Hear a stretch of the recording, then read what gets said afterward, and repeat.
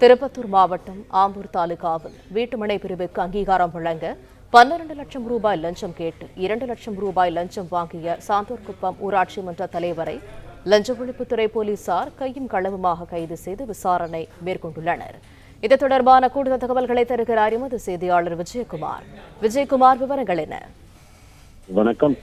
திருப்பத்தூர் மாவட்டம் ஆம்பூர் தாலுகாக்கு உட்பட்ட சான்றோர்குப்பம் ஊராட்சி மன்ற தலைவராக இருக்கக்கூடிய சிவகுமார், இவர் வாணியம்பாடி பகுதியை சேர்ந்த தொழிலதிபர், வீட்டுமனை அந்த ரியல் எஸ்டேட் செய்யக்கூடிய தொழிலதிபர் ஏ.கே. ஸ்ரீனிவாசன் என்பவரிடம் அந்த சான்றோர்குப்பம் பகுதியில் இருக்கக்கூடிய 7 ஏக்கர் அளவிலான நிலத்தில் வீட்டுமனை பட்டா பிரிவிற்காக டிடிசிபி அப்ரூவல் வழங்க ஊராட்சி மன்றத்தின் சார்பாக தீர்மானம் ஏற்றி தருவதற்காக 12 லட்சம் ரூபாய் லஞ்சம் கேட்டுள்ளார். அதன் தொடர்ச்சியாக சிறிதாக 10 லட்சம் ரூபாய் சிவகுமார் லஞ்சமாக பெற்ற நிலையில் தற்பொழுது அதற்கான வீட்டுமனை அங்கீகாரமும் வழங்கப்பட்டு விட்டதாக கூறப்படுகிறது. இருப்பினும் மீதமுள்ள 2 லட்சம் ரூபாயை தொடர்ந்து கேட்டு சிவகுமார் சீனிவாசனை தொந்தரவு செய்து வந்துள்ளார்.